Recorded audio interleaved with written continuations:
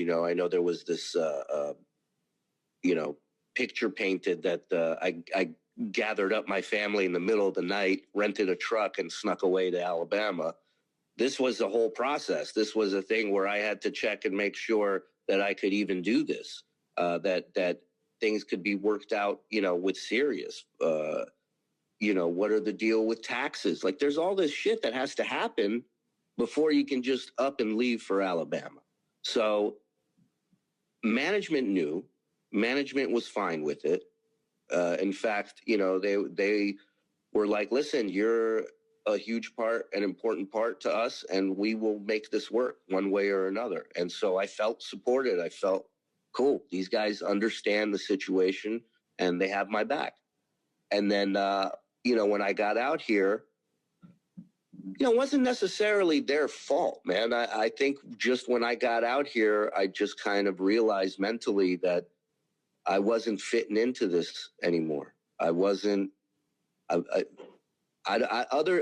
it's the weirdest thing because you got to understand this was my dream thing. I don't even want to call it a job, but this was my dream since I heard the show, was to be a part of it on some level. But I always said to myself, if this ever feels like a job, then it's over.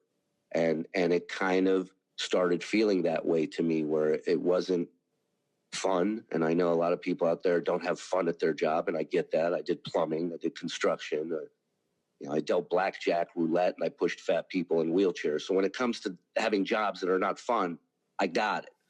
But for me mentally, I just felt like the clock was ticking. I'm missing out on these opportunities. I'm seeing friends of mine that are growing across the board just from starting simple things like a podcast, you know? And so for me, it got to the point where I'm like, I'm not happy. And that starts bleeding into my family life. And that's unfair to them. They didn't do anything but support me this whole time. So it's time to make a change. And when they offered me that, you know, I wasn't necessarily hurt because, you know, financially, my cost of living now has plummeted. So, you know, to say, hey, we're going to cut your salary in half if I was still living in New York, I'd be like, go fuck yourself. But where I'm living now, that's still doable. Losing the benefits, that I wasn't happy about and didn't really understand. But at the same time, there's a huge part of me. It's 15 years of my life. Walking away was not going to be easy. So I agreed to it at first.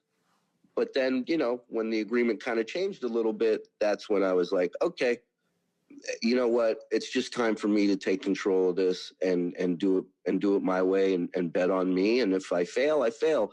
But I don't feel like I will. I'm pretty confident. Hi, darling.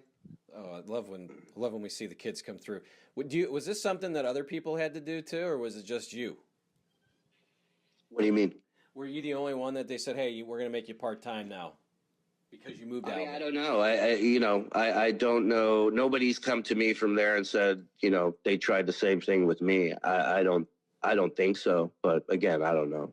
What was the difference when it went from being in the studios in March and then now working from home? Just tell me the minutia. I'm always curious how it really came together quickly. Howard's now in his basement, and Robin's in her wherever she was, looked like her kitchen. But the show obviously sounds the same, but they put out clips and you get to see now Howard's basement and Beth coming in. But how did it change the way the show was done, and how did it? Just talk about that time where everybody kind of just regrouped, because you guys all do work in an office, and now, you know, this is a big radio show. Well, I mean, it's a credit to that team over there, man. They're so efficient, and there's nothing they can't adapt to. I mean, it's a fucking worldwide pandemic, and they find a way to send us equipment and lights and mics and you know, sit there on the weekends and fine tune the audio with people and walk people through installing shit. And, you know, it's a huge, huge thing while you're still trying to keep your family safe. So that team over there, all the people responsible for that, all the tech people behind the scenes, the grunts, they're amazing. As far as for me, as an on-air talent, as they like to say, It was a big change. It was a big change because I'd finally gotten into a flow there where I could go to Gary and be like, hey, I got something on high pitch. And he'd go in. It wasn't even like, what is it? You know, and there was stages there for years where it was like, you know, it was like TSA, but, you know, but not TSA in the States, TSA in Israel, like where they're hardcore. And they ask you some, you know, are you circumcised? Weird shit to see, you know, how you react. So Gary at first was like, okay, what's the information? Okay, when did you hear that? When did you? Now I'm in a point where I'm like, yeah, I got this. He's like, go, boom. So I'm in, and so for performance wise, everything changed, and you know, there was really no way to find that groove. It wasn't as organic as it was, and I, you know, as a fan, the organic moments are the most energetic moments. It's when the entire staff and audience is like, holy shit, I can't believe this is happening right now. Yeah, I agree. You know, it is hard to do anything on Zoom because you have to wait, and I can't talk when that person's talking, so I get it. Yeah, but I mean, like, take, for example, it was like a month or two ago, that dude Bill from Arizona called in, right? And he couldn't have a conversation with Howard. He kept saying, hello, this is Bill from Arizona. And then a couple of us called in, you know, Phil from Arizona, Bill from Barcelona. And it's hilarious. And people are tweeting about it for days. They're talking Facebook, whatever. And that's organic, right? That happens on the spot. And the energy for something like that, you can't duplicate that. So again, I'll keep saying this. I really enjoyed your podcast. In your first one, you really kind of run through a lot of the things I was going to ask you about, so you can hear the whole story of how you started calling in. But I'm just curious, how do you even get through? Because I remember as a fan back in the day, I was like, I'm going to try calling, and you know, it would be busy. I don't even understand how someone would even get through. So this is what, early 2000s. You start calling in from Las Vegas, and then it turns into, I've got an idea every day. Tell me a little bit about just the beginnings of Shuli. You were a comedian, you're working out in Las Vegas, and you're thinking, I want to be part of this show. How do I do it? Yeah, I mean, I had lived in LA for 10 years. You know, that's where I discovered Howard in the early 90s when he came on in LA. And then by the time I got to Vegas, I mean, I had listened to so much of the show. I recorded best ofs on cassettes. Whenever I would go on drives with my family, I'd force them to listen to it. So I was a huge fan. And, you know, as far as calling in, like, as dumb as it sounds and as wild as it sounds, it was literally like a movie, like it was scripted. Like, I had this idea because he announces one night, I'm coming to Vegas to do a set of shows from the Hard Rock, and we're going to make bets at the blackjack table. And I'm like, shit, I'm going to call in. I had heard this like stock joke I worked in this liquor souvenir store in downtown Vegas, like right by where the county jail is and where all the pawn shops are and the Fremont Street Experience. So I used to meet a lot of interesting people. And this one guy told me this stock joke that I just thought was so funny. It's a street joke. So I said, you know what? I'm going to call in. I'm going to proposition how I'm going to say, I'm going to tell you this joke. And if you laugh, I want to make a bet with you guys at the table. And I pick up the phone, I dial the 800 number, and sure enough, picks up. First time, Benji screening the calls, and he's like, "What do you want to talk to Howard about?" And I tell him, and he puts me on hold. And 2 minutes later, I'm on the air with Howard doing the joke. He laughed, and next thing you know, he's like, "Hold on for Gary." And from 10, 11 years of listening, my first call, I got booked to make a bet with them at the blackjack table. Remember that? Yeah. Do you remember, you know what June 6, 2003 is? Does that date ring a bell for you?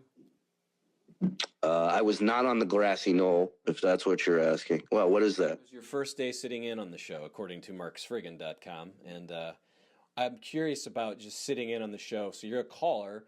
You're starting to make your way through, but now you're asked to sit in. What is that day like when they call? Just give me a little bit about that. I'm sure it's Gary, but tell me who calls. Where are you, and like what's that feeling like when they're like, dude, you're gonna be not just calling in, not just being in for the news. You're on. I mean, you started the day that morning on the show. according to Mark Sprigan, and I sort of remember it. Yeah, you know, it was wild, man. It was, you know, to think that they would even give me this opportunity just shows how, you know, how poor the booking was back then, really, is what it shows. There's no reason I wasn't ready. I didn't know shit about radio. I wasn't really funny then. You know what I mean? Like, I was so new to everything. But again, here's the thing, right? Like, I was calling in with material. I was calling with games, with questions on my own. Nobody asked me to do it. There was no payment for it. I used to have comics in Vegas that would be like, what the fuck are you doing? You're staying up till 6 a.m, calling some fucking show. The guy doesn't pay you. And I'm just like, how do you not get this? To me, it was a no-brainer. I'm like, because, you know, Stuttering John would sit here and go, oh, he loves your calls. Or Benji would say, oh, he really likes your stuff. That's all I need to hear. That's it. I'm doing, that's my job now. And that's literally how I treated it. So when they brought me in, I mean, I'm almost positive, because I don't remember a lot about it. I'm almost positive it was terrible. I remember I sat in for the news once at K-Rock, and Gary, to my face after the segment, I go, I'm just sitting there in my head going, I wonder how that went. And he goes, no, you did a great job. He goes, why don't you go hang out in the Yucko the Clown room, which was his way of saying the bomb room. And I'm like, I remember at one point Howard saying, and I don't know if it was this appearance, but I remember at one point saying, I like when you call in because I can hang up on you. He's like, can you go call in from the green room? So I probably was just shot out of a cannon, blah, blah, blah, blah, blah, you know, all over the place. I know it didn't go well.